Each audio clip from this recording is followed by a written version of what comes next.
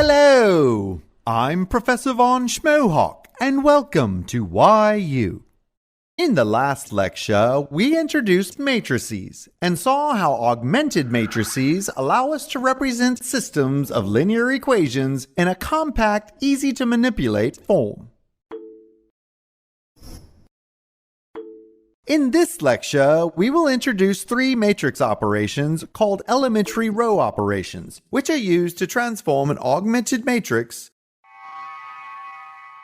into a matrix representing a simpler system of equations with identical solutions to the original system. Two systems of equations which have different forms but identical solutions are said to be equivalent.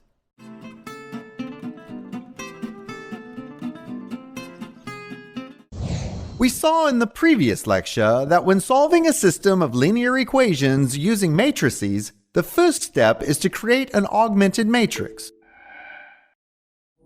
which is a shorthand representation of the system of equations. Each row in the augmented matrix corresponds to one equation in the system.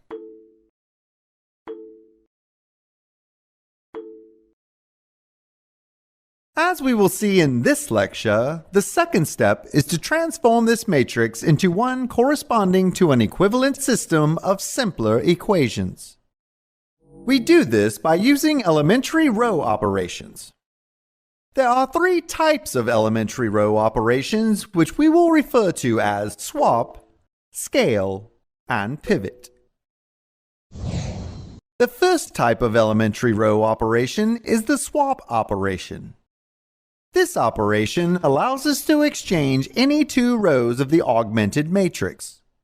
For example, using three swap operations, we could exchange rows 1 and 2, rows 1 and 3, and rows 2 and 3.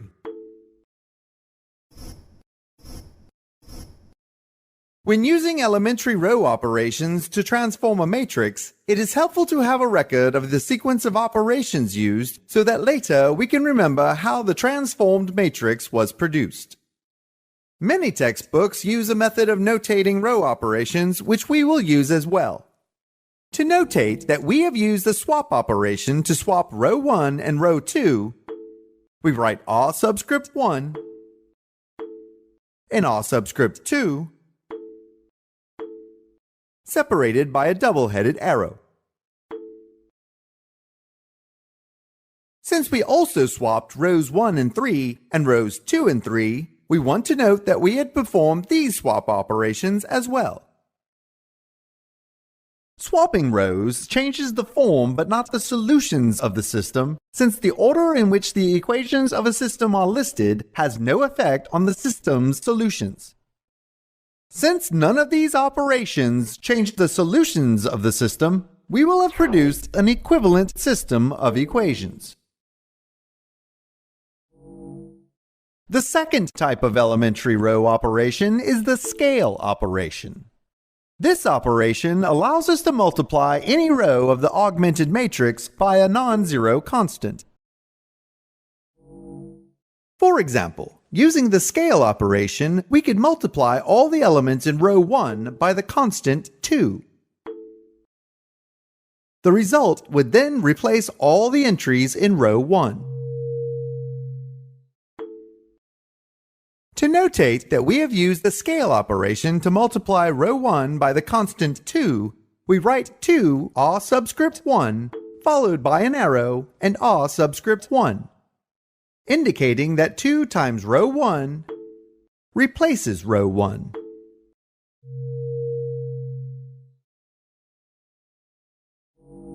So let's perform a couple of scale operations and see how the matrix changes. We will start by using a scale operation to multiply row 1 by the constant 2.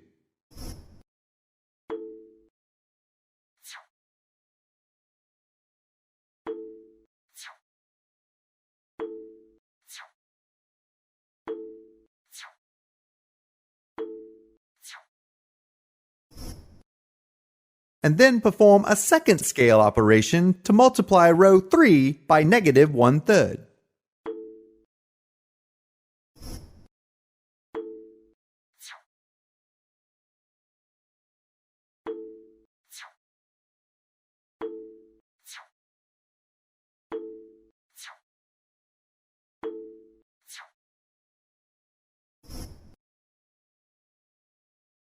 Since multiplying both sides of an equation by a non-zero constant does not affect its solutions, the scale operation always produces an equivalent system of equations.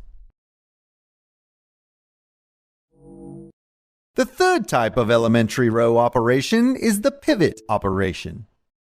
This operation allows us to add a multiple of any row to another row, replacing that row.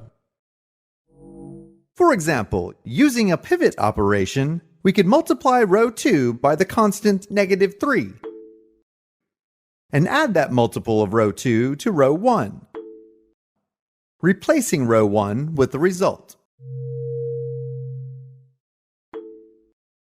To notate that we have used the pivot operation to add -3 times row 2 to row 1, we write a subscript 1 minus 3 a subscript 2, followed by an arrow in a subscript 1, indicating that -3 times row 2 was added to row 1, with the sum replacing row 1. So let's perform this pivot operation. We start by multiplying row 2 by -3.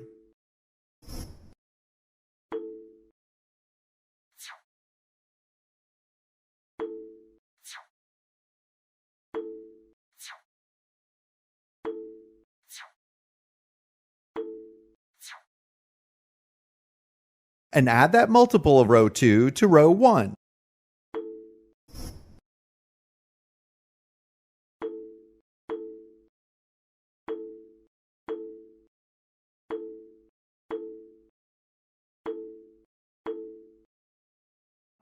Replacing row 1 with the result. Once again, the pivot operation changes the form but not the solutions of the system. In this last example, we transformed the augmented matrix into a new one representing an equivalent system. In this process, the first row of the augmented matrix was changed, and so the corresponding equations were different. Since in the transformed equation, the x coefficient had become 0, the variable x was eliminated from the equation. In the next lecture, we will introduce a method called Gaussian Elimination, which uses the 3 elementary row operations to transform and simplify augmented matrices, eliminating variables in the corresponding system of equations.